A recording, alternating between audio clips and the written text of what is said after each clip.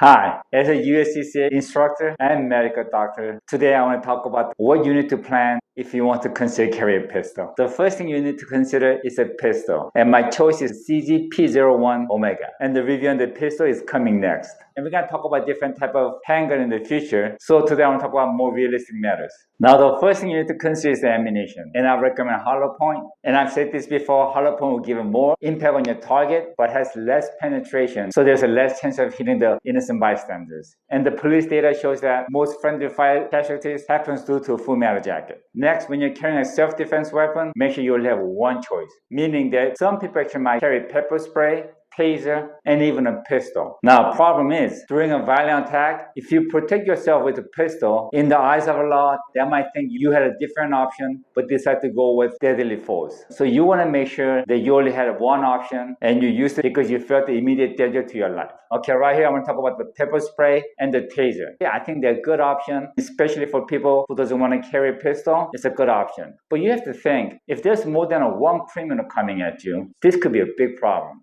And in many cases, pepper spray does not do much. When the criminal's adrenaline hormone is way high, causing very high excitement, where they're able to ignore a lot of stuff. And distance-wise, pepper spray, you have to be pretty close.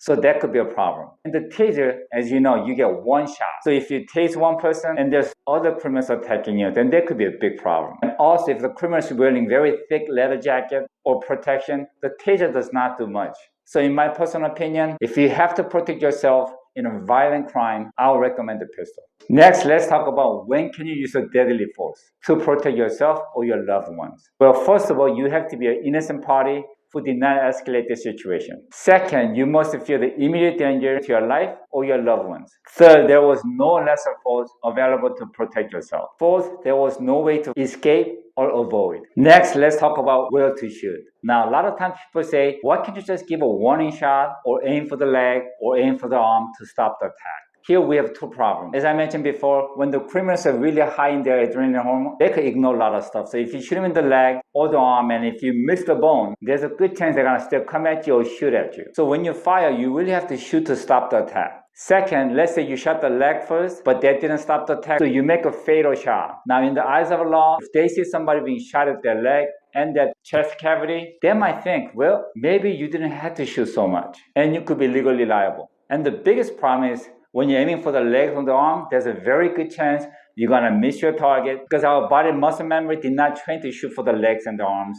And if we did train, there's still a good chance we're going to miss because legs and the arms are the most moving parts of the body. Then again, you become a victim. Now, as for the warning shot, usually people do a warning shot when they have time to escape. And in many cases, people could say, he pulled his gun out way too early. And now you're a person who just escalated the situation to a gunfight. So where do you aim and when do you stop shooting? Now, as I mentioned before, when you practice shooting, your muscle memory should be aiming at the thorax.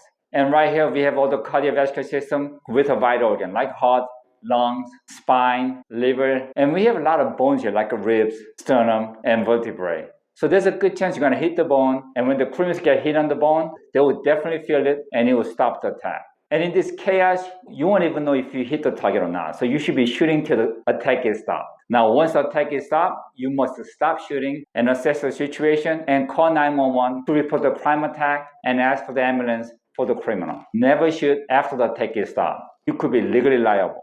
Next, I want to talk about your mental preparation. I talk a lot about responsibilities and legal issues that comes with carrying a pistol and when you use it. These are the stuff that you really have to consider, but at the same time, this should not cause you to hesitate when you are in a danger and fighting for your life. Instead, you have to tell yourself that in an immediate danger where you fear for your life or for your loved ones, you will not hesitate, but you will defend and stop the attack. And through it all, you will come out okay, and you're still alive to take care of the aftermath. Next, let's talk about when do I call 911 to report the situation. Now, first of all, if you're carrying a pistol, in many cases, just by letting the criminals know that you're carrying without pulling your pistol out, it will stop the attack and they will just go away. Now, as long as you have not unholstered your pistol, you do not have to report, but you can. And in many cases, this is the best scenario. The second situation is that if you're able to unholster your pistol and stop the attack without firing it, and the criminals go away, as long as you unholster your pistol, you have to report. Now the reason is, if some witness didn't see the whole situation but just saw you pulling the gun out and then people run away, they might call 911 and report you as a criminal. Or sometimes this can happen between people you know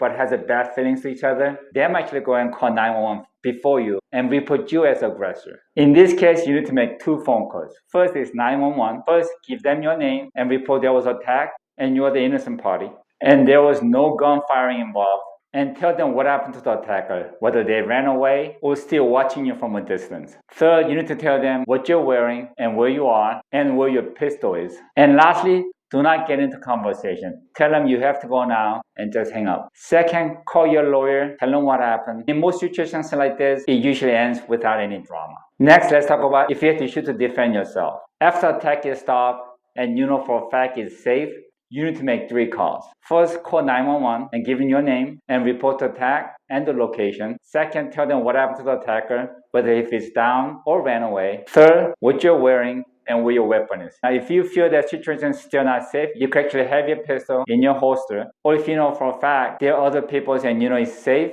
then it's always best to empty your pistol, leave the action open, and leave it on top of the car hood or on the ground and let them know that's where it is. Again, do not go into conversation. Tell them you have to go now and hang up the phone. Second, call your lawyer. Tell them what happened. Ask him or her to come to the crime scene and only talk to him. Third, call your family and tell them what just happened and let them know if the police shows up at the house to tell the family what just happened, and if they want to come in the house without search warrant just to see the house, make sure you tell them do not let anybody in unless they have a search warrant or unless my lawyer agrees to it. Now, once the police comes to the scene, you have to let them know you were attacked and you did not do anything to escalate the situation, and don't say anything else like I was scared, I panicked, or I was angry. This can be all used against you. Second, do not touch anything on the scene and let them know what the evidence are. Third, if there's a witness, make sure you tell the police, because in many cases, people don't want to get involved, so they tend to just slip away and disappear. And fourth and lastly, let them know your lawyer is on the way and you will not say anything else